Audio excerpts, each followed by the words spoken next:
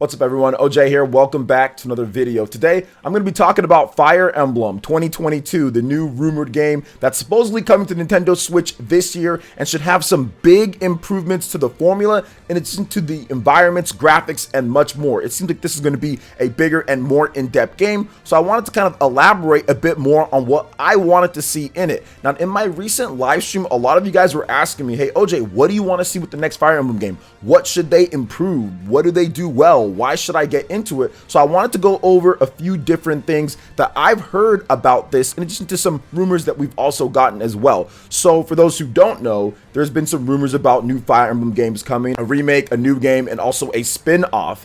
And I do feel that that new game that's going to be coming will be revealed this year. I do have some sources that are telling me that outside of the other stuff that I've also reported on. So I think, based on what I'm hearing here, that this is going to be a pretty big undertaking for the Fire Emblem series. I think that over the course of multiple decades now, Fire Emblem has slowly built itself up into a established and good franchise that can be a benefit and positive moneymaker for the Nintendo platforms. People will, in a smaller sense, obviously not compared to Mario or Zelda, but people will be interested and go out there and buy, and Nintendo can make a lot of money off of the Fire Emblem brand. Heck, we're even seeing that Fire Emblem Heroes on mobile smartphones is nearing $1 billion in revenue. So Fire Emblem is a big deal for Nintendo, and I think that's why they've reinvested into this new Fire Emblem game to make it a lot bigger, and that's what I'm hearing about it so far at this point, that it's going to be a much bigger deal than what we got with the Fire Emblem Three Houses, although that was pretty spectacular as well.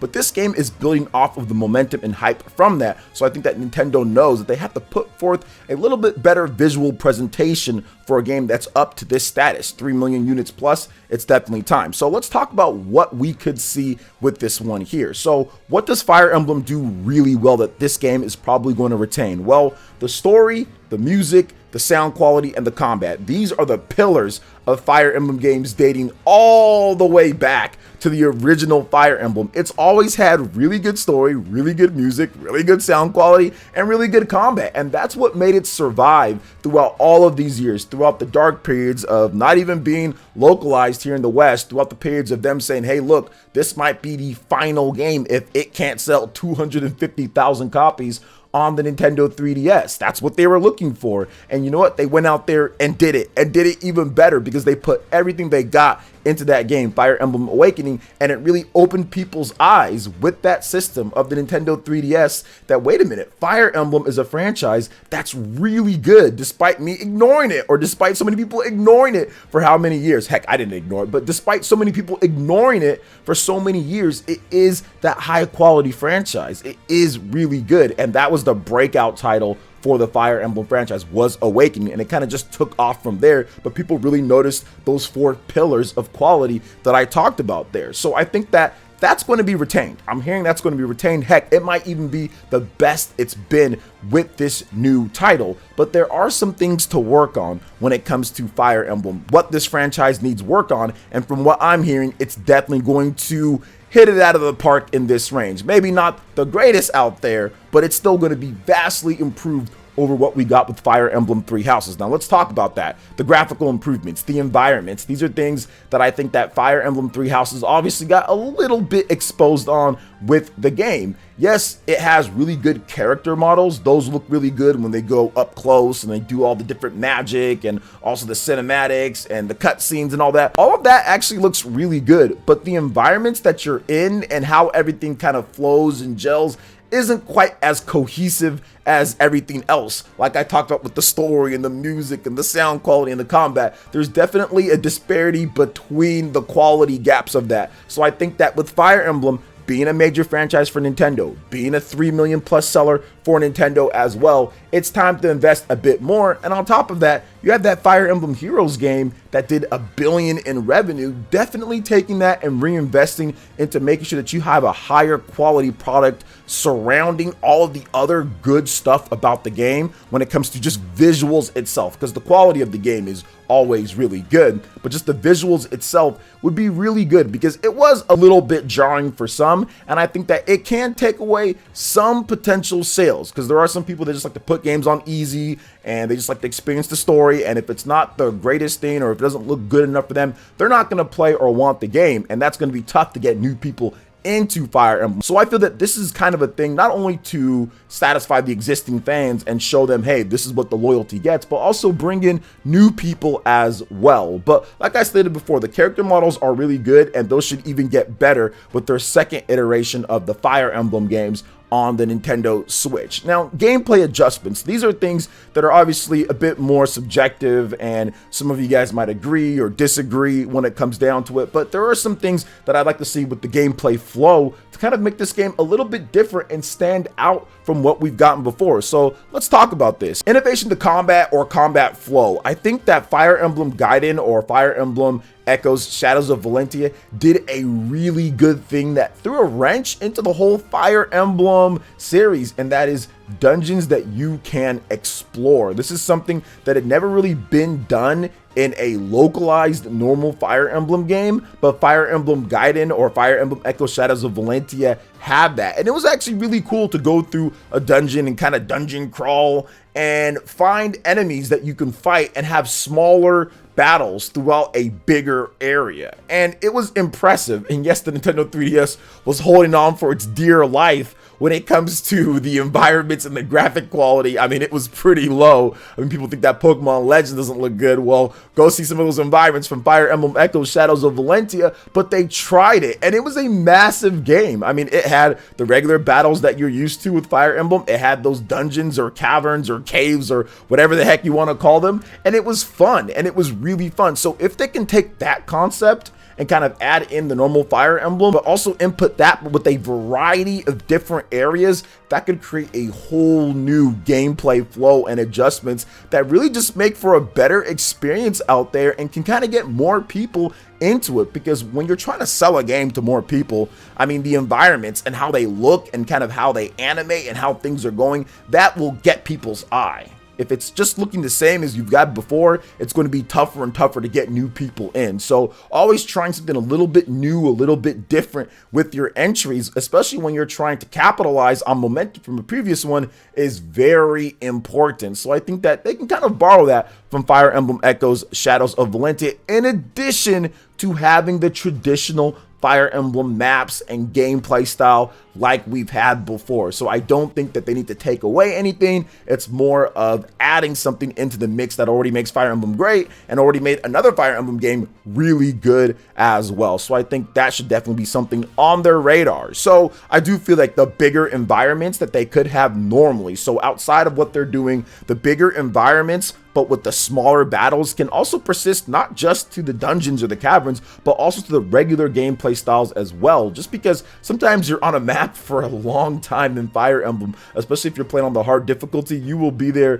for quite a bit of time. So maybe having some smaller end battles that kind of go through and lead up to a bigger battle in a singular map, I think that would be pretty cool, which I think they've done before in previous Fire Emblem games. But for the most part, I'm just used to them just doing, hey, here's the map, you have the thing that happens, you beat the boss, you beat whatever, and then that's that. Then there's the cutscene, and then you go back to base camp, or you go back to whatever the cutscenes are for the story and all that. Then you go from there. So kind of mixing up the flow a little bit would also be good, even with the regular style of battles that we've seen before in Fire Emblem. Fire Emblem games don't usually allow you to do this, but in Fire Emblem Three Houses, it had a very weird thing. Now, if you played the game on normal, you can actually grind out levels. You can replay the battles, those free battles, all that you wanted to, and grind out levels and level up your person as much as you wanted to.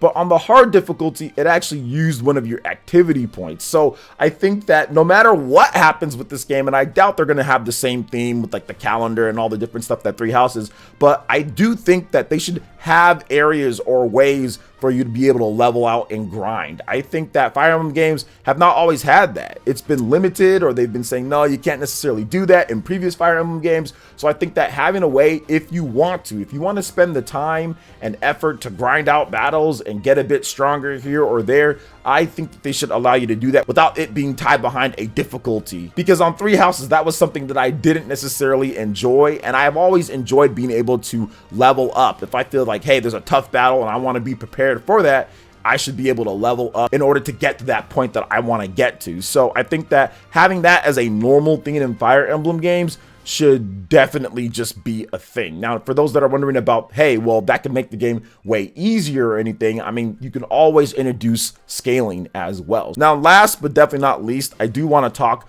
about the multiplayer in the game, because there has been a lot of discussion whether this game should have multiplayer or not. Multiplayer is interesting, right? Multiplayer is one of those things to where I think that multiplayer doesn't work very well in Fire Emblem, because it's like, okay, wait, you go. Okay, wait, you go. Okay, wait, you go. I just don't feel that multiplayer flows as well as, like, let's say an Advance Wars or games of that kind. I think that strategy RPGs, due to their nature, and I mean multiplayer when it comes to PvP, I just think that it becomes too monotonous. It just becomes too like, okay, chess pieces, and takes too much time. And it just doesn't work as well as I think it should work based off of Fire Emblem Fates. So if they did do some type of multiplayer functions or feature, I think that it should be co-op, to where you can go through with someone else and say, hey, here's how we're going to strategize and beat this really tough map. And it should be separate from the single player campaign. So there should be multiplayer excursions or multiplayer maps that you can do with a friend or with local, go through, have fun, and fight there. But it really shouldn't be the PvP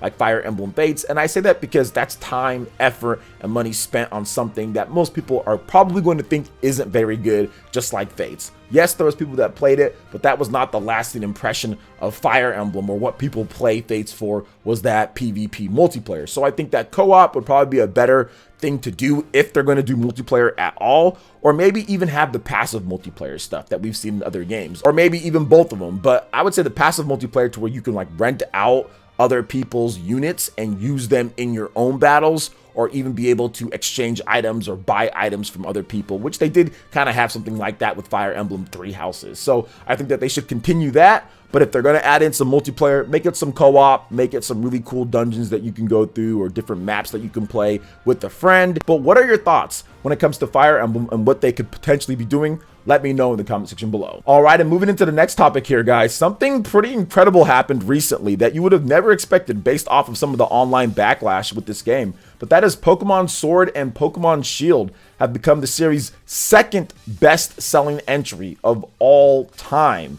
Wow. That is insane to think about, because Pokemon Sword and Shield was one of the most maligned Pokemon games ever when it comes to mainline series games. But to see it be the second best selling of all time, only next to the original Red, Green, and Blue, and I guess you can add in Pokemon Yellow in there as well as those original Game Boy titles, that's really interesting here. Now, back in May 2020, it ranked 4th, Pokemon Sword and Shield did.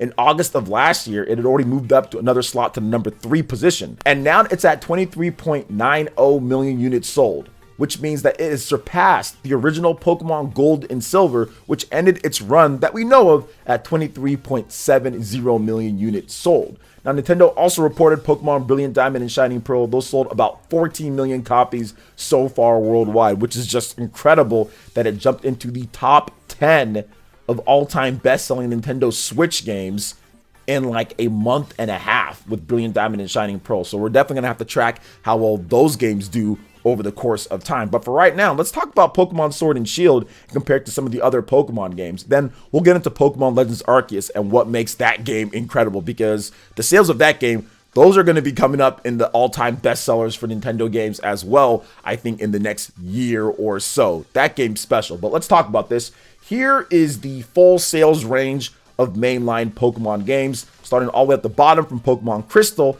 at 6.3 million units, all the way up to the top at Pokemon Red, Green, and Blue at 31.38 million units. Now, right underneath that, as you can see, Pokemon Sword and Shield at 23.9 million units, Gold and Silver, Diamond and Pearl, the original on the Nintendo DS at 17.6 million, X and Y at 16.5, Sun and Moon at 16.2. But I think what makes Pokemon Sword and Shield probably the most impressive out of all of these games here, what makes this the most impressive is that the time that it took to get to the sales that it's at. The fact that it sold 23.9 million units in about a couple years or so is incredible, because the game came out in 2019, so 2020, 2021. So that's pretty much 2 years, a little bit over 2 years or so, and it sold that much. The sales rate of this game is definitely faster than even the original phenomena of Pokemon Red, Green, and Blue and all of that. And even if you look at it, with the install base of the Nintendo DS, it even makes this more impressive, because what is the best selling Nintendo system of all time, home console or portable? It's the Nintendo DS with 150 million plus, but it actually smoked Diamond and Pearl, which was on that huge install base. By the way, one of the most innovative and creative and beloved Pokemon games. Pokemon Diamond and Pearl, introducing the online Wi-Fi play and Wonder Trades and so many great features that the Pokemon Company has expanded upon throughout the decades and everything, was built off of Diamond and Pearl, but it kind of beat that game out pretty quickly. So it's very interesting to see, and it also shows the dynamic of what people say online to actually what people are buying and what people are supporting, because man, this game got slammed online, and it seems like people are having fun, and it seems like people are still playing the game and enjoying it and trading Pokemon and doing raids and doing all sorts of stuff with it and just having fun and doing the competitive online multiplayer. It's Pokemon, and I think that snowball effect from Pokemon Sword and Shield is easily bleeding over into Pokemon Brilliant Diamond and Shining Pearl, and more recently Pokemon Legends Arceus, because that game sold 6.5 million units in a week. So it outsold Pokemon Crystal. It outsold it completely in 1 week. That is also extremely impressive. And I think that game has a very big chance, depending on what Nintendo does with it within the next year or so, how much DLC they release, what stuff that they add to it, if they're adding new things. I did talk about a leak that shows that they're going to add new Pokemon and also new content as well. If they do that, I think that Pokemon Legends Arceus could actually pass up or catch Pokemon Sword and Shield on this list here. Pokemon Sword and Shield, the Pokemon fever is not ending anytime soon. And to be honest, I'm like addicted to Pokemon Legends Arceus. That game is just freaking incredible. So I'm addicted to it at this point. So we'll see how all these other games that come out post Pokemon Sword and Shield do, now that the ball is basically just blown up at this point. It's massive. So what do you guys think about all of this? Let me know in the comment section below. All right, guys, that wraps it up for this video here. Thank you so much for watching. I do appreciate it. Please make sure you hit that like button, subscribe if you're someone new, and click that notification bell to get my videos first. Thank you for watching, and we'll catch you for the next one. Peace.